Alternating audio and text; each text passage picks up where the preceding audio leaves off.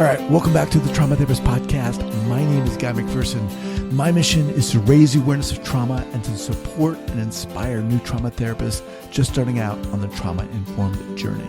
I do that with my membership community, Trauma Therapist 2.0, my online courses and workshops, and the Trauma Therapist newsletter. If you're a therapist of any kind and you work with individuals who've been impacted by trauma, I invite you to head on over to my website at thetraumatherapistproject.com. That's thetraumatherapistproject.com. All right, let's get started.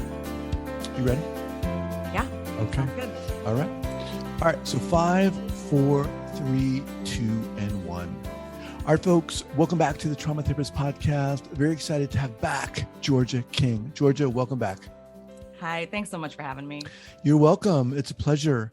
So Georgia initially joined me back on episode 420. She's a therapist who specializes in providing mental health evaluations for immigration legal cases. In 2017, Georgia founded the Immigration Evaluation Training Center, through which she has taught hundreds of therapists around the country to provide effective immigration evaluations and create thriving businesses.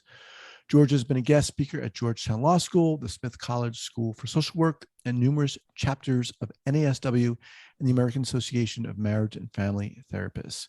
She currently lives in Los Angeles, where she maintains a private practice. And through her training center, she brings a commitment to working for social and racial justice and supporting other therapists in doing the same. Georgia, welcome back.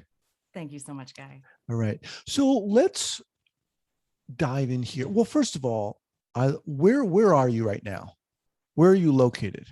Yeah, so I'm in Los Angeles. Okay. Where are you from originally? I'm originally from Dallas. I grew up in the suburbs, a place called Garland, born and bred in Texas. Okay. Why the switch? I've lived a lot of places in my life, including San Francisco, New York City, and the DC area. And then eventually moved here for the sun. I need the sun. Yeah, I completely for it. understand that. All right. So what you're doing is really, really interesting. You know, before we started recording here, you said, one of the things you want to do is just share the work, what it is you do. Let's start there. Great. So what I do is I provide what's referred to as an immigration evaluation.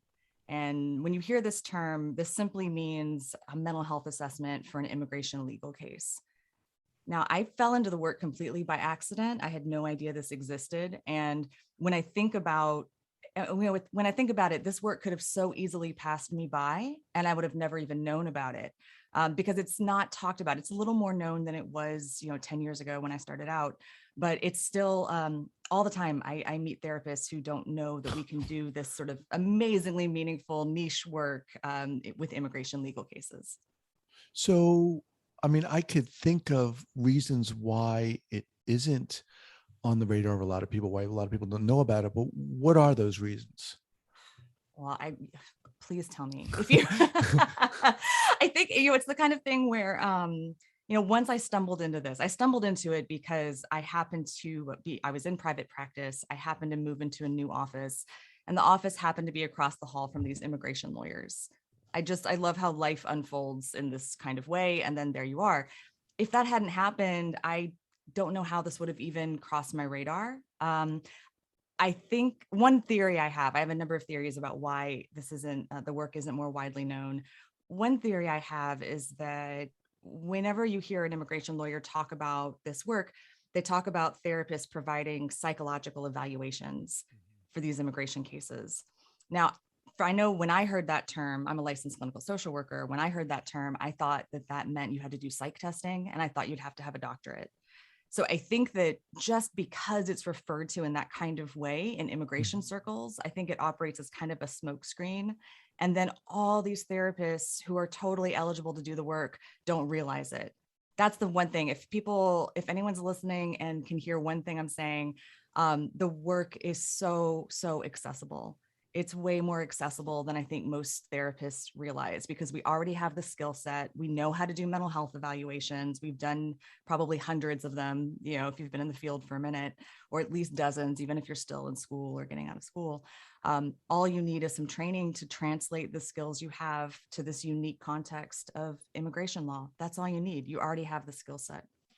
You said immigration cases. So are these evaluations being delivered to a select group of immigrants? Yeah. So a couple of things. I work on a few different cases, but there are kinds of cases. Typically, an immigrant's going to find me because their immigration lawyer refers them to me for one of these evaluations. I would say over the years, I've done something more than 100 of these cases. I'd say almost half have been asylum cases. And then almost half have been what's called an extreme hardship waiver. And so for an asylum case, just to maybe break this down quickly for anyone who may not know how this operates, basically when we provide a mental health assessment for a case, it provides evidence for the case. And so, for instance, with an asylum case, someone's been through persecution in their home country, but they may not have any physical scars. They Mm-hmm. may not have any evidence at all about what they've been through, why their life would be in danger if they had to go back to their home country. But we can come in and document the invisible scars of PTSD, depression, what have you, and that helps provide evidence for their case. So a lot of the cases that I work on are these asylum cases. They focus Okay. on trauma. The other cases, though, that I work on a good bit is I actually am interviewing someone who is a US citizen and who's married to an undocumented immigrant. And these are called extreme hardship waivers. So that also covers a lot of the different kinds of cases, different kinds of clients that I work with. So let's get into a little bit more about it. We were kind of talking about um, currently, asylum seekers who are victims of gang violence and domestic violence. Break that down for us. What is the current state of immigrants and immigrants who are experiencing that type of trauma? Sure. Yeah. So when I started out in 2012, so almost 10 years ago, I worked on a lot of asylum cases that involved someone who was fleeing life-threatening domestic violence or life-threatening gang violence. And just to back up a step even beyond that, to apply for asylum, you have to show that you're part of a targeted social group. Okay.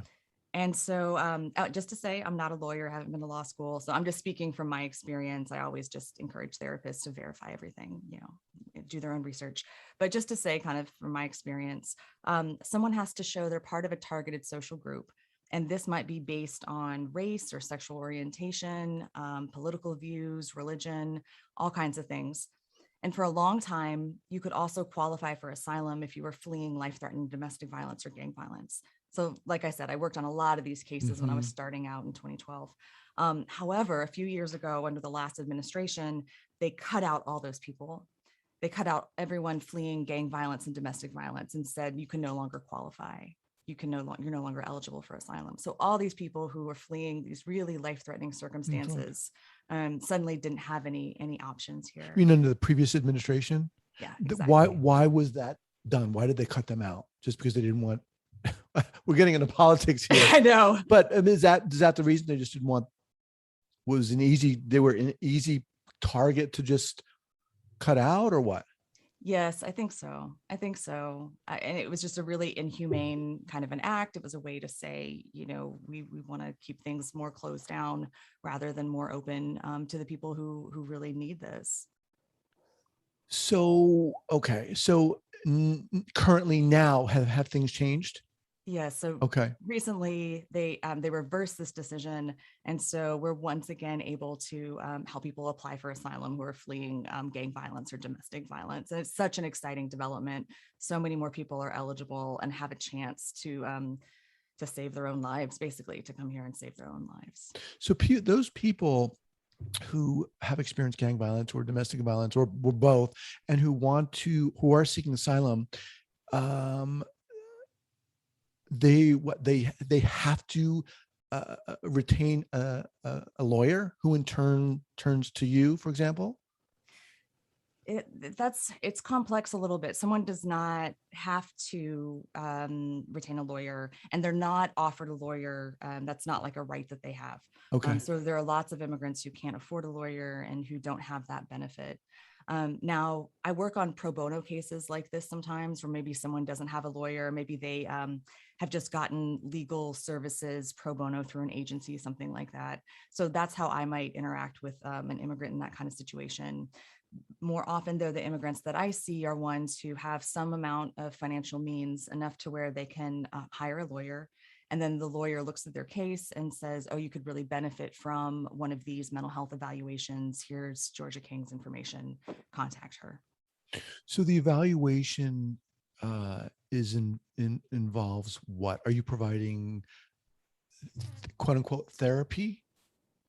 Nope, it's not Okay. therapy. It's very short term, concrete kind of work. So I just meet with the client twice, about an hour to an hour and a half each time, and then I write up the report. I give them referrals oftentimes, to see a therapist, but my role in it is really concrete and distinct. I'm Mm-hmm. not doing therapy. I'm just meeting with them twice and writing up the report. And why you said this whole field path kind of unfolded for you? What drew you to it? Oh, I love how you can look back and see things like the dots connecting in a way that you couldn't see at the time. I mentioned this when I met you before on the podcast, but my grandfather, my mom's dad, was a humanitarian worker in Guatemala City for like 20 years when I was growing up. I visited him for the first time when I was 11, and it was incredibly eye-opening in ways that I didn't even fully realize until afterwards. And he was someone who was really awake about injustice. He was pointing out white privilege, racism, stereotypes. From the moment I got there, he was pointing these things out. And I Mm-hmm. was coming from a home that was really conservative. So I, was growing up with this idea of it's a level playing field and oppression doesn't exist, and all this white privilege that buffered me from having to think about these things. And also, in retrospect, so much privilege as a US citizen, someone who just happened to be born a US citizen. I've always been surrounded by immigrants, and never have had to think about it. And I think that's often how privilege operates. I've had the privilege not to have to think Mm-hmm. about these things. So I think that going to Guatemala, visiting my grandparents, it gave me this international perspective, and just having the benefit of my granddad's wisdom and kind of what was important to him. I think it really planted seeds that kind of came back around for me once I went to social work school. I went to the Smith College School for Social Work. So that sort of added to that journey for me. And then I never would have predicted that I'd be working in immigration law. I think that, like I said, I happened to move in across the hall from these lawyers, and they asked me to do these cases. I was really reluctant. Finally, Why were you reluctant? um, I didn't believe that this was a real thing. Mm-hmm. And I didn't believe that I would be eligible. And I was just scared to get involved. And the stakes are so high. I was scared that I would mess up someone's life, or that I'd, work on this and then suddenly find out my license wasn't eligible or something. Yeah, I was just nervous. And honestly, I think that it was mostly because I'd never heard of it before. Mm-hmm. If I'd heard a podcast of someone talking about it, or if they'd mentioned it at my social work school, if I'd ever heard of it, I think that I would have been much more likely to jump in. But as it was, I really kept my distance. But I kept talking to these lawyers. Their passion was really compelling to me. And so I got a little bit of training, what I could find. I jumped in. And then honestly, I think what did it for me was when we started finding out the cases were winning. And Mm-hmm. that feeling is just so unbelievable for me. Like, to work Mm. on a case, to know what someone, the kind of circumstances that someone has fled from, to be able to help them get safety. It's just addictive. I was just hooked. That's amazing. I mean, this feels, and you can see it in your eyes, and you can feel your passion. This sounds it like life transforming.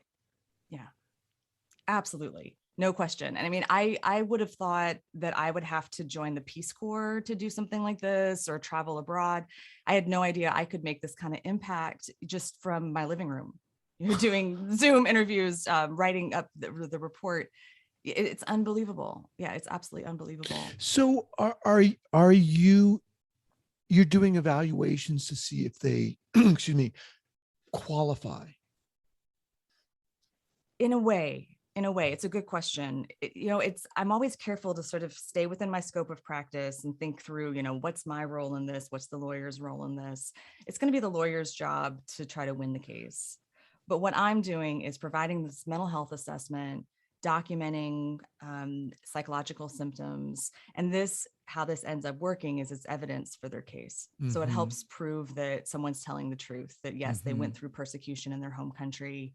These are all the signs, all the signs of PTSD. I also do some amount of psychoeducation to kind of explain to lawyers and judges what PTSD looks like, how someone might present on the stand. I think there's a lot of misconceptions. And so that's also a really special thing to be able to kind of be a translator between our world and the legal world. Mm-hmm. Now, you touched upon this a little bit, but you being a white woman with privilege, I guess you can't deny that that brings with it a certain weight to what you're doing. How does that play out for you? I mean, I don't know. I'm just. Mm-hmm. No, it's a great question. It's such a great question. I think, I think it plays out in a few different ways. I think in the most concrete way, when I'm sitting with someone, I feel like some of the work for me is a humility, spaciousness, not assuming that my way of looking at things is the way that someone else might look at things. Because I think that white privilege operates like that. Like we're told over and over that we're the norm, and it's just simply not true. And there are so many different ways of experiencing the world. So I think that there's a humility and curiosity that I try to bring to it. And then I think that there's also kind of an energy and a drive that I feel like um, in a way, I feel like my awareness of privilege is something that I find it very compelling to do the work. Like there's an energy and like a moral imperative to it, Mm-hmm. that I think is part of the engine that drives me to both provide these evaluations, do as much low fee and pro bono as I can.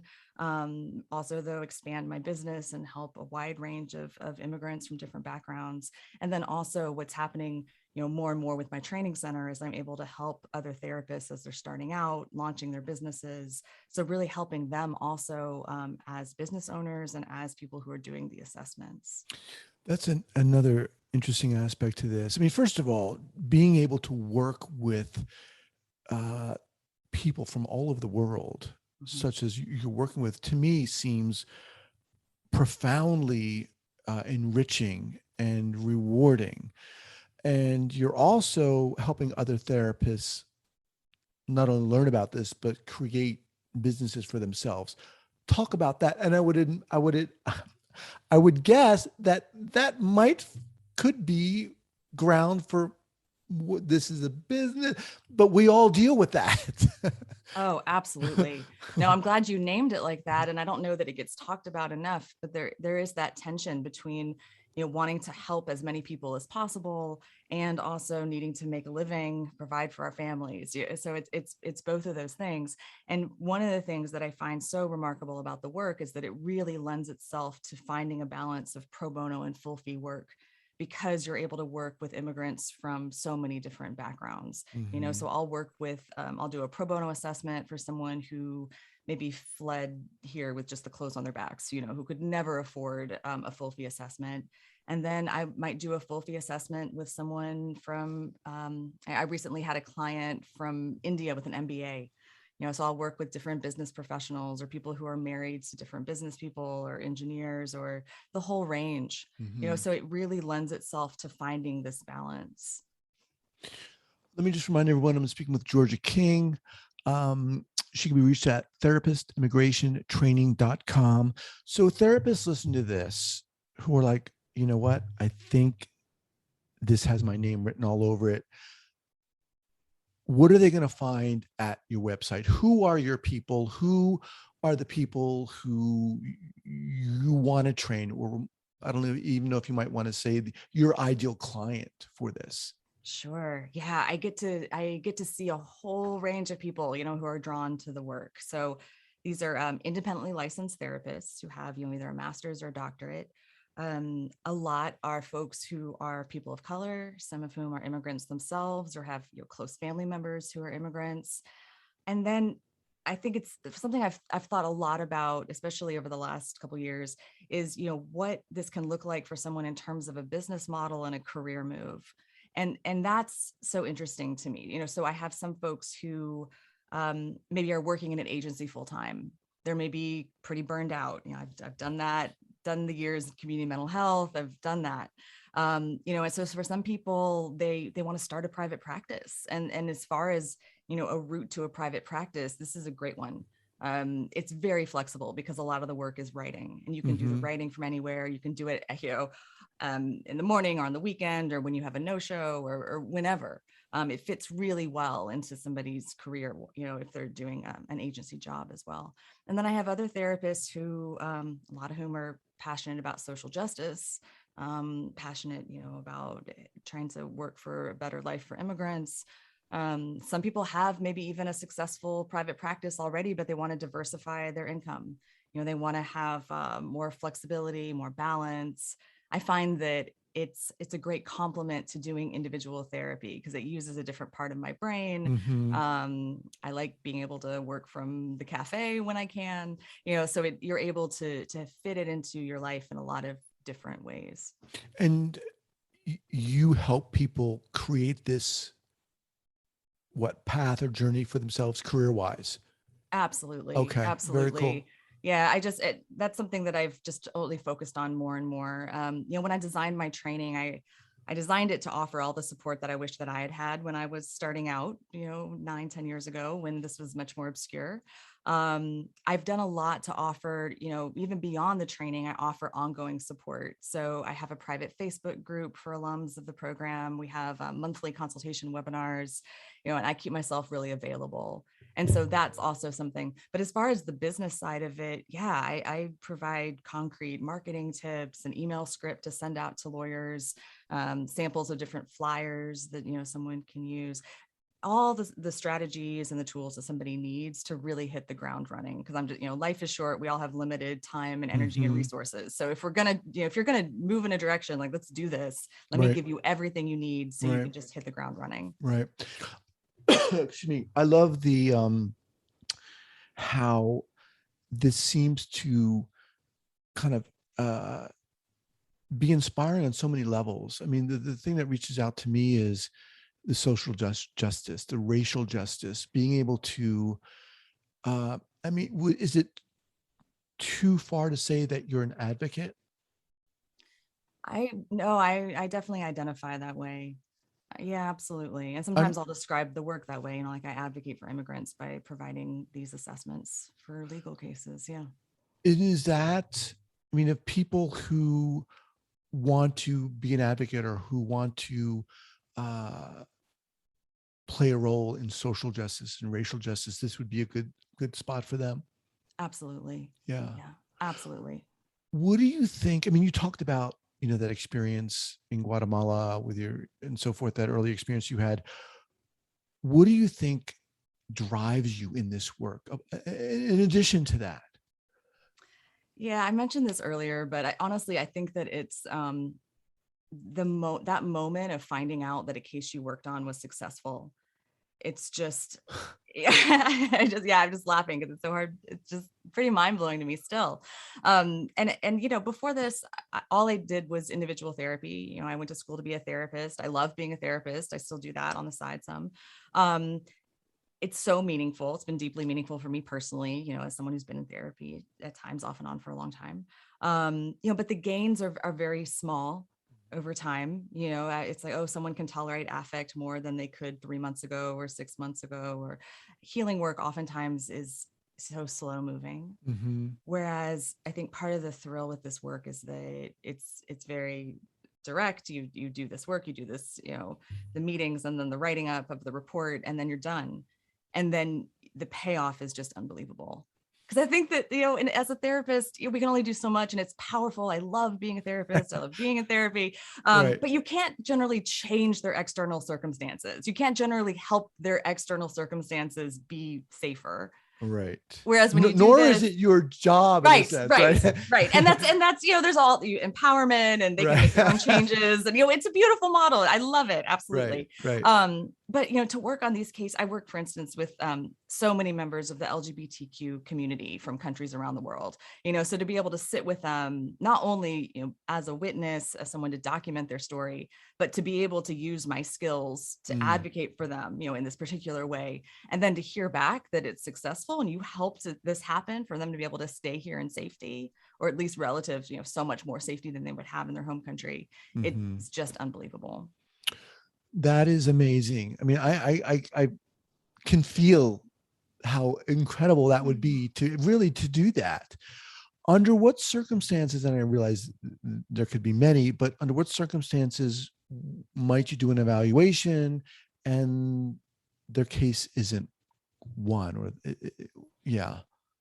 it's tough, those moments. I've been blessed to work with really excellent lawyers, so the rate of success has been really high, from the cases that I hear about.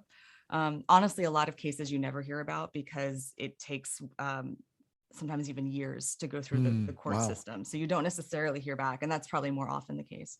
There've been a couple, there've been maybe two I can think of over the years where you hear back that it's not successful. And that's hard, that kind of a moment.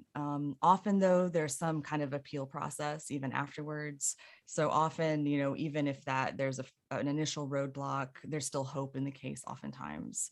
So that's part of kind of the whole landscape, and it's not easy, but it is also meaningful to feel like, I did my best with this. I did what I could. And then also this sense of we can't control the outcome. I think that's important just as humans, the sort of letting go of control. We can only do our part to the best that we can. And that's what we can do. Awesome. Georgia, man, you're inspiring. You really are. It's not often that, we get to hear of people who are doing the work you're doing. Like we said earlier on in the podcast, a lot of people don't even know about this work, but it's to me to be able to have an effect and an impact on someone like that is really incredible. It's inspiring, and I think it's we need that in this world. Yeah, it's absolutely true, and I think that as therapists, it's amazing to be able to add something into your practice or to complement your job in an agency, that can make such an impact in other people's lives. And then also in your own life as a business owner, or as just, a clinical social worker or therapist. And I think that, again, if I could get any message across to people, it's that the work is way more accessible than you might think. It's so accessible. If I had known that starting out, I would have jumped in a flash. So just to encourage folks, whether you train with me or train with someone else, seek out some solid training. Solid training is going to give you the tools that make this so easy. That's the other thing, is that, I give people my templates that I've developed over the last 10 years, working with, dozens of lawyers around the country. You get really proven tools, so you don't have to reinvent the wheel. You can get these tools just handed to you, and you can pick up and just run with them. So it's a lot easier than you might expect. And the training is it all online? Yeah, it's all online over Zoom. I offer usually about 2 workshops a year now. I used to do more, but now I'm sort of consolidating them. I have the last one of the year is going to be the first weekend in November, and folks can check that out. I also offer like a free hour intro webinar. So if anybody wants to hear, more of the nuts and bolts, they can always go to my website and sign up for that as well. Okay. We'll have that linked up at the show notes page at the traumatherapistpodcast.com. All right, Georgia, what's the best way for people to get in contact with you? Yeah, just go to my website, therapistImmigrationtraining.com. Okay. You can contact me, through the website. I'm so glad to answer any questions. I'm glad to offer, any support that I can for someone who's curious about the work. Awesome. Well, incredible and inspiring. My gosh, I'm sure a lot of people are going to be listening to this and wanting to reach out. I mean, I think people who get into this field, who get into the field of therapy, obviously want to help people. I mean, and that can be defined in many ways, but to be able to do it on this level and to have this kind of profound impact, I think is super inspiring. Guy, thank you so much. It's always such a pleasure to talk to you and to feel your passion also for the work, all this good work that we get to do as therapists. I appreciate that. We'll be in touch. Thanks so much. All right. Take care. Take care. Thank you so much for listening and supporting this podcast. And if you'd like to join the hundreds of other therapists who are each month keeping up to date and informed and inspired about what's going on in the world of trauma, I'd love to invite you to head on over to the Trauma Therapist newsletter. That's the traumatherapistnewsletter.com.